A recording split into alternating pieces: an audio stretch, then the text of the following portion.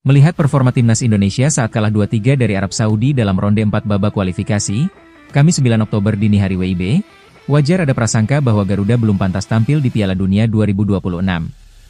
Bukan hanya karena kalah 2-3, tetapi juga karena permainan Jai Idzes dan kawan-kawan jauh dari ekspektasi.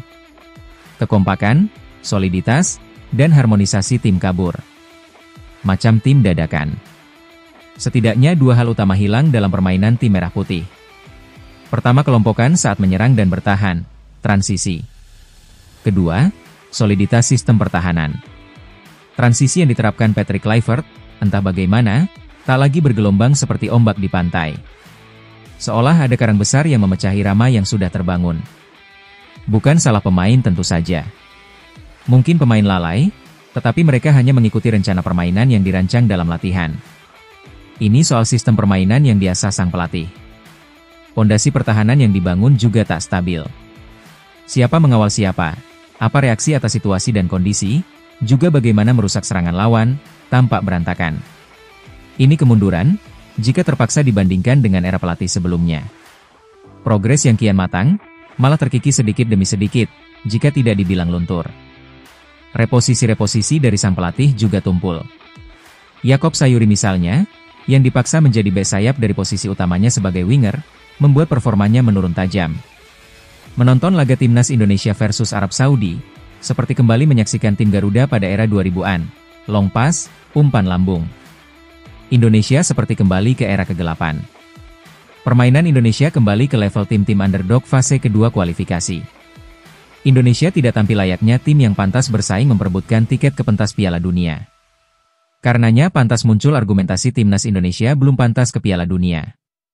Jika sebelumnya ekspektasi main di Piala Dunia rasanya tak berlebihan, kini malah jadi muluk-muluk.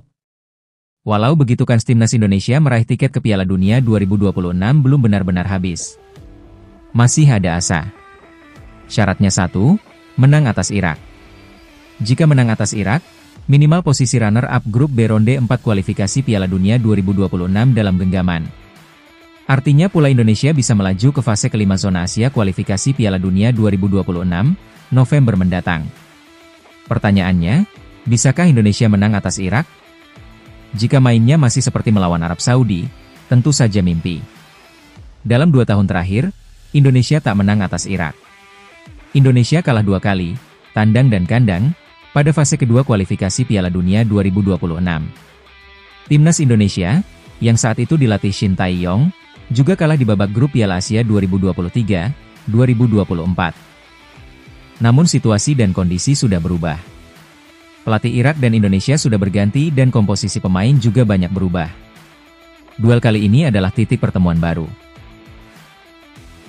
Laga timnas Indonesia versus Irak akan berlangsung di Stadion King Abdullah Sport City, jeda pada Sabtu 11 Oktober malam waktu Arab Saudi atau Minggu 12 Oktober dini hari waktu Indonesia Barat. Dalam laga ini, mau Kluivert pakai pola 2 atau 3 back, bukan soal. Yang utama, Kluivert bisa membangun lagi sistem permainan yang mulai berjarak. Menciptakan harmonisasi tim lagi. Mark Locke yang tampil penuh saat melawan Arab Saudi, perlu ditinjau lagi. Jika memang Kluivert suka gaya main Klok dan dianggap cocok dengan sistem mainnya, pastikan performanya terjaga.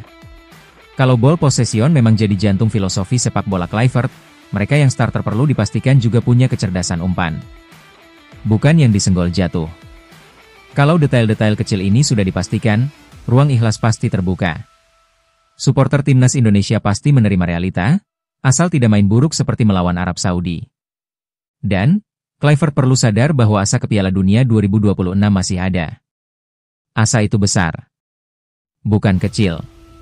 Karenanya asa itu harus diperjuangkan dengan sangat matang, bukan dengan perjudian dan sekadar coba-coba.